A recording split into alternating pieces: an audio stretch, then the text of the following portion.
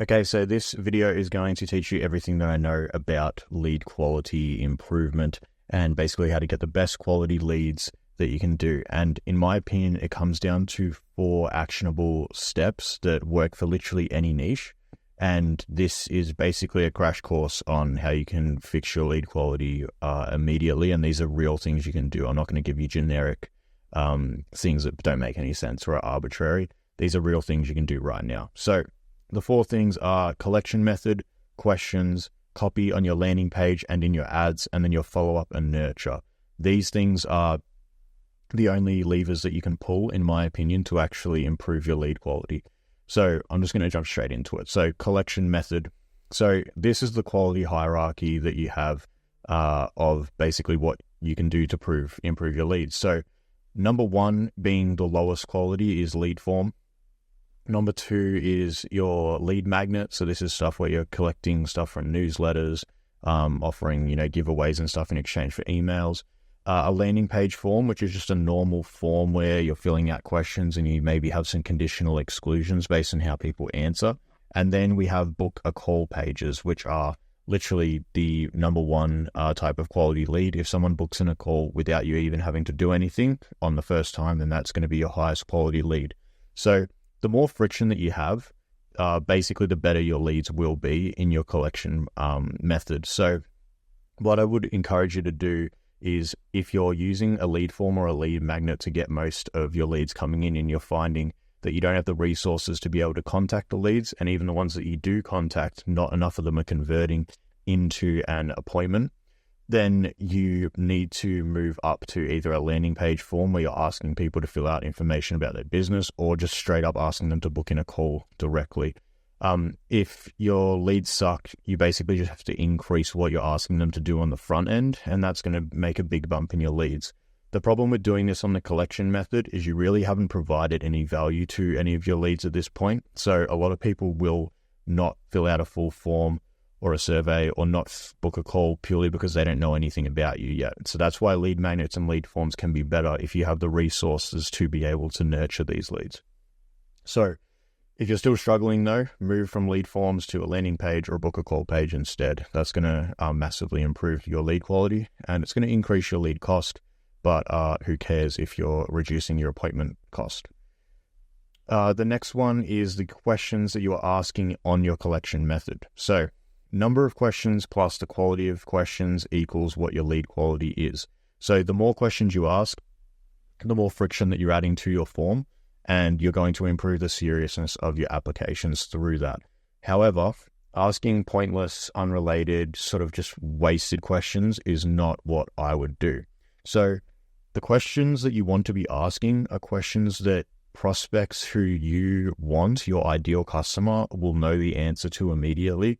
But tire kickers and people that are not serious are probably not going to be able to answer very easily. And as soon as they're not able to answer it easily, they're going to fall off the form because they're like, oh, I have to think about this. I can't be bothered. I'm not filling it out anymore, which is what you want. You want those people to fall off. So an example of this is, how many employees do you have versus how many hours do you believe our service will save you per week? Your ideal prospect is going to care about how many hours your service is going to save, assuming that that's what your service does do. Whereas a tire kicker is much more likely to be able to answer this question because they have the number off the top of their head. Anyone can answer this question.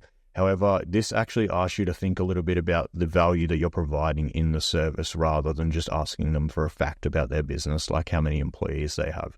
So asking questions like this is going to get you a lot higher quality prospects, because the people that answer this, they're clearly interested in the value that your service is providing. And they're also answering more questions because you're going to be asking them more questions to add friction as well. So remember that adding questions, especially questions like these, is going to massively improve friction for the people that you don't want, but it's only going to increase the friction marginally for customers that you do want. So that's why quality of the extra questions that you're asking is super important as well.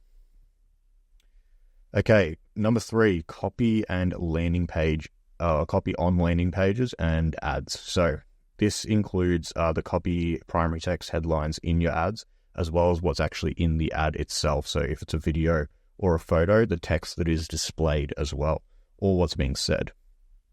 So your ads and your landing pages are your only communication pre-lead. So before someone becomes a lead, they don't usually have any contact with you beforehand. So you need to make sure that your ads and your landing pages speak to your ideal prospect only, the type of people that you know you can help, not just anyone. So your ads should call out exactly who your ideal customer is. So here's an example. Don't say bathroom renovation companies. Say bathroom renovation companies over 50K per month with 3 or more employees that have XYZ problem. Your CPL is obviously going to be higher. That's fine because you're going to get quality people and you're not going to get tire kickers. And then your landing page should be the same thing. So your landing page, I like to do what I would call exclusionary copy on the landing page. So that means that you're constantly in your landing page sort of taking a jab or signaling that you can't help people that are not your ideal customer. So have text on your landing page that says, we can't help anyone other than bathroom renovators since we're extremely specialized. You can also do this on your form on your landing page as well. And then, or stop reading if you're not at 50K per month, we've got something else for you, and then link them to a newsletter or something where you can nurture them. These are ways that you can bring people out of your funnel. So you want to be able to take people that you know you can't help out of your funnel before you even contact them and they enter into your form or book a call. So it's very important that you actually exclude people with the copy. So tell people you can't help them, and then also offer them things as well. If you do have a newsletter or you just want to add them to an email list so that you can contact them in the future, but you don't want to clog up your funnel with leads that you can't actually help anyway.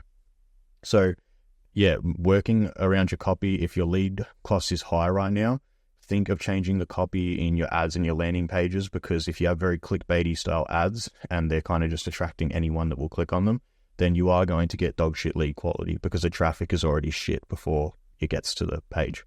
So copy is huge, another lever you can pull.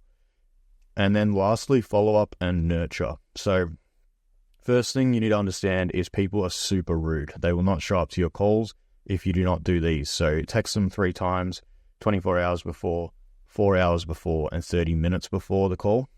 Email them the same thing, and then also send them case studies or other pre-call objection handling resources prior to the call, preferably in the first email that is confirming their call.